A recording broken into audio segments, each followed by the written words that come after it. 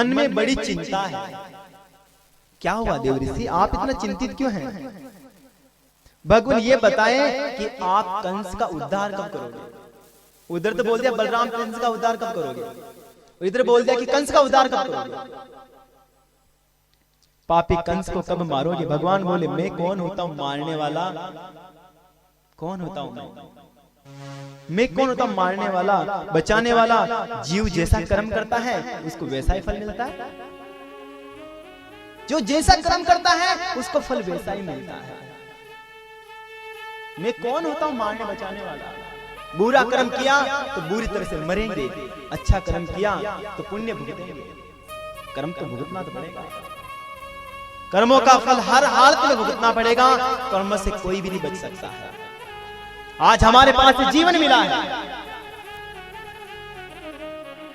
जो माँ बाप ने दी, ये जीवन मिला है सत्संग के लिए, परमात्मा के भजन के लिए, भगवान का नाम लेने के लिए। लेकिन अपन इस समय को ऐसे गंवा रहे हैं बुरे कर्मों में, और कर्म कभी किसी का पीछा नहीं छोड़ता। कर्मों को अपने भाग्य से बड़ी प्रेम होता है साहब, वो घूम करके एक दिन हमारे पास वापस आता ही है। बुरा कर्म कर तो बुरा, अच्छा कर तो अच्छा। जीवन माँ बाप के लिए, परिवार के लिए, पति के लिए जो हमारा दायित्व है, जो हमारे उनके प्रति जो धर्म बनता है उसको निभाओ, लेकिन मन से मेरे प्रभु को याद रखो साहब। ये जीवन है और यही कल्याण है। मनुष्य जन्म पाने के बाद में व्यक्ति कर्महीन हो चुका है। जीव जंतु अगर कोई गलतियां करते तो ठीक है, लेकिन मनुष्य विवेकशील है। सही क्या, गलत क्या, अच्छा क्या, बुरा है, ये केवल विवेक व्यक्ति के अंदर है। वो जान करके भी पागल जैसा काम करता रहता है, वो बिना विवेक काम करता है। जबकि विवेक है बिना विचारे सो करे फिर पाछे पछताए।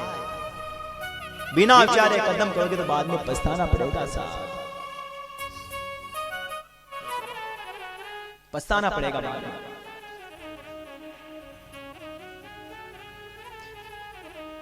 हमारी जिंदगी को भटकाने के लिए 5 दुश्मन हमारे साथ में लड़ रहे हैं। काम यानी वासना, अंतमति सो गति। अंतिम समय में जिसका ध्यान जहां रह जाता है व्यक्ति को वही जाना पड़ता है। अंतिम समय में अगर बस शरीर छोड़ते समय हमारा श्वास लेना भी मुश्किल हो जाता है साहब। बस अब दादाजी जाने वाले कुछ दिनों बाद, तो पहले पता चल जाएगा भैया मैं कुछ दिनों का मेहमान हूं। बस प्राण भी अवरुद्ध हो जाता, श्वास लेने में भी बड़ी कठिनाई, दिक्कत आती है। लेकिन बचपन से जिसका मन प्रभु से जुड़ जाए, बचपन से जिसका जीवन, जिसका समय, जिसके श्वास अगर प्रभु से जुड़ जाए तो समझ लो उसका तो कल्याण हो जाता है। ध्यान देना प्यारे। काम यानी वासना, अंतमति सो गति। आप जिस तरह का याद करोगे आपके दिमाग में वही घूमता रहेगा सदा। दिन में आप बुरे ख्यालात लाओगे दिमाग में, दिन में आप बुरी बातों को याद करोगे, दिन में बुरी बातों दोहराओगे, बार बार थिंकिंग हमारी बुरी बातें नेगेटिव थिंकिंग की ओर जाएगी, तो रात को सपने भी उस तरह के बुरे सपने आते हैं, पूरा समय बर्बाद हो जाता है। और रात को अगर आप सोने से पहले भगवान का नाम लो, सोने से 5 मिनट भी पहले अगर आप बैठे रह करके आराम से, जिस जगह आपको सोना है सोने से पहले 5 मिनट आप बैठे होकर के बस परमात्मा का नाम लो ना, तो पूरी रात नींद में भगवान का नाम ही निकलेगा। हमारा हर समय परमात्मा का नाम निकलेगा। लेकिन परमात्मा का नाम लेता कहां है? सुबह मिलने दो इनकी, देखिए मुझे बहुत दिन हो गए उनको मिले हुए। सुबह किचन में रोटी बनाना है, किचन में भोजन जो भी बनाना है रसोई घर में, तो बहुत से तो मटर पनीर शाम को छील करके रख देते कि सुबह जल्दी बनाना है। बस ये तैयारी में लगा रहता है, लेकिन ये नहीं कि मुझे परमात्मा का नाम भी लेना है। जब आप रसोई में सुबह काम करते हो ना, तो आधा काम तो शाम को निपटा देंगे कि अभी मटर अभी छील लेते सुबह ताकि जल्दी फटाफट। कभी ऐसा भी सोचो कि अभी जल्दी से अभी जल्दी फटाफट फ्री होकर सारे काम से और भगवान का नाम लेना आनंद आएगा। कोई नहीं लेना चाहता है। कहां सा काम से फ्री और टीवी सामने आई ना, एक तो अंदर वाली टीवी और एक बाहर वाली टीवी, दोनों नुकसानदायक। न तो मोबाइल लेकर बैठ जाएंगे, पबजी का जमाना आता। बोलो राधे राधे, जोर से बोलना पड़ेगा, जोर से बोलना पड़ेगा। पबजी का जमाना ना आजकल, तो उसको लेकर बैठ जाएंगे, काम लेकर बैठ जाएंगे साहब। और दूसरी चीज जरा ध्यान देना मेरी ओर, आज आपको पता होना चाहिए कि जीवन मिला तो क्या होना चाहिए। दूसरी दुश्मन है क्रोध यानी गुस्सा। जो जैसा करेगा वैसा भरेगा, बच नहीं सकता कर्मों से कोई। कर्मों का फल तो भुगतना पड़ेगा, चाहे कुछ भी हो जाए। अच्छा कर्म कर रहा तो अच्छा, और बुरा कर्म कर रहा तो बुरा। आप संसार की आंखों में आप धूल झोंक सकते हैं, लेकिन खुद तो देख के खुद कितना उभरा हुआ है या फिर खाई में डूबा हुआ है, ये खुद को पता है। या तो खुद को पता है या फिर उसको पता है।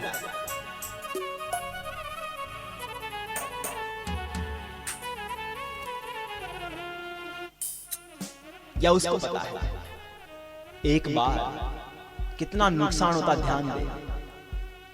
एक भाई जो फैक्ट्री में काम करता था, मिल में काम करता था, उसको 5,000 रुपये मिले महीने की तनख्वाह, पूरा पेमेंट 5,000 रुपये मिला। वो अपनी पत्नी को दिया।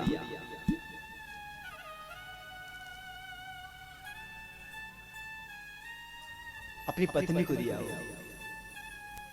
और उस पत्नी के कुछ काम पड़ा, पत्नी वापस कुछ काम से बाहर चला गया।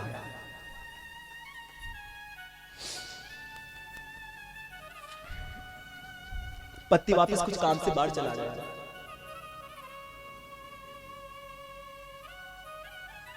पत्नी चूल्हे के पास बैठी हुई थी, सर्दी का समय था, चूल्हे में आग जल रही थी और उसके 2 वर्ष का बेटा था।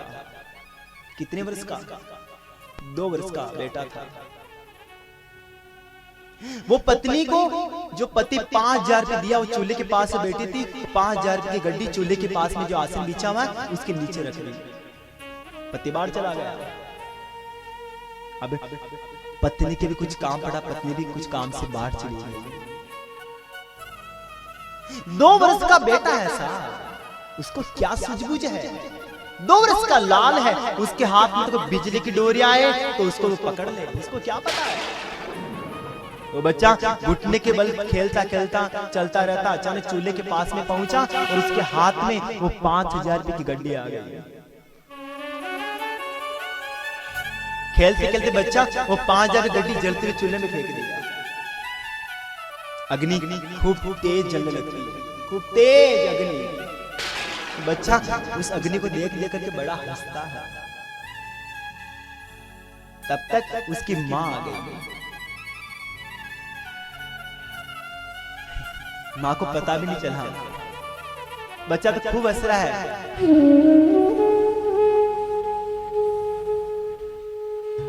उस मां को इतना गुस्सा आया, इतना क्रोध आया उस हंसते हुए लाल के ऊपर, उस 2 वर्ष की नन्ही सी जान के ऊपर। मां के जरा भी हाथ नहीं कांपे। चकले के ऊपर बेलन पड़ा हुआ था, वो बेलन उठा करके 2 वर्ष की नन्ही सी जान के सिर के ऊपर दे मारी। वो सिर की नस कटने से बच्चा तुरंत मर गया।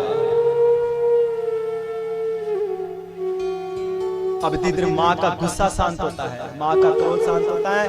माँ बहुत रोती है, हाय भैया ये क्या हो गया। बड़ी रोती है, मेरा लाल चला गया है। बड़ी रोती है, ये क्या हो गया। 10 साल हो गए मेरे बेटा नहीं था। मेरी सासू माँ तो ताने मारती रहती है, अरे बेटा ये बांझ है, तुम्हारी तो दूसरी शादी कर लेते। मेरे पति ने विश्वास रखा मेरे ऊपर। कहां का भटकती फिरी में पीर बेगम न जाने कहां गई, विनते करती थी कि एक बार तो मेरी झोली भर जाए, एक चिराग आ जाए। आज वो बेटा मेरे हाथ से मारा गया। अब बड़ी रोती है, चिल्ला चिल्ला कर क्या कर दिया मैं क्या जवाब दूंगी मेरे पति को, मैं क्या जवाब दूंगी मेरे सासू माँ को। बड़ी रोती है, रोने के अलावा कुछ नहीं बता। उसका पति बाजार में कुछ खा रहा था। एक भाई रोता हुआ दौड़ा दौड़ा गया, तू क्या खा रहा है? तू घर पे जाकर देख, तुम्हारा बेटा लंबी यात्रा निकल गया, मर चुका। धड़ाम से गिर पड़ा रोता हुआ, ठोकरे खाता हुआ। घर पे जाकर देखा,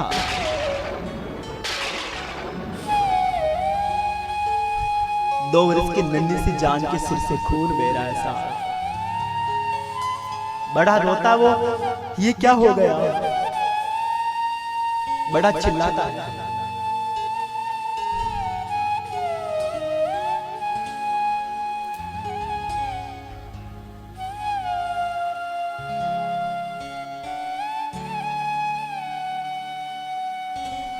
ये कैसे हो गया?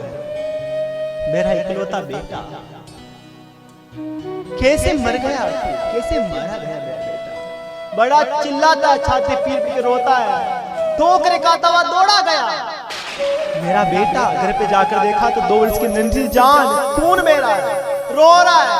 अरे कैसे हो गया? एक भाई ने कहा था, रो क्या रहा है? तुम्हारी पत्नी ने तुम्हारे बेटे को मारा है।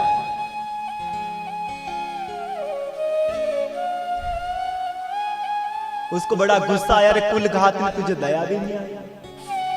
मारते हुए तुम्हारे हाथ में छाले क्यों नहीं पड़ गया? तुझे पता है कि बेटे के लिए कहां भटकते हैं, कहां गए, न जाने कहां पूछते फिरते थे कि मेरा बेटा हो जाए।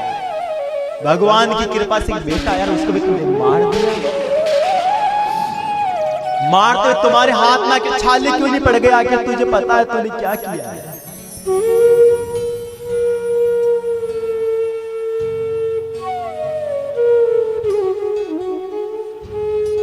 तुम्हारे हाथ पे छाले के नहीं पड़ गए।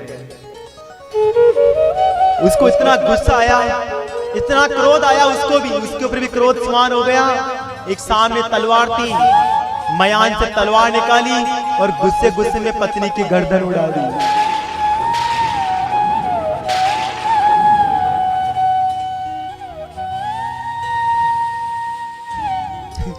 धीरे धीरे पत्नी का गुस्सा शांत होता, पत्नी बड़ा रोता है, मैंने क्या कर डाला? मेरे हाथ से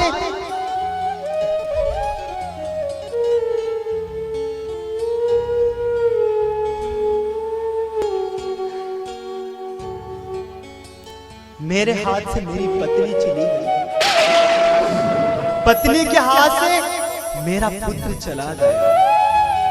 आज पूरा परिवार समाप्त हो गया, मुझे पानी पिलाने वाला भी कोई नहीं बचा। तब तक पुलिस आ गई, उसको हवालात में बंद कर दिया और समय आने पर उसको भी फांसी की सजा सुना। एक गुस्से से पूरा परिवार समाप्त हो गया। तो सोचिए भाई, गुस्सा कितना नुकसान देता है। व्यक्ति को जीवन में कभी क्रोध ना आए, गुस्से से बचे।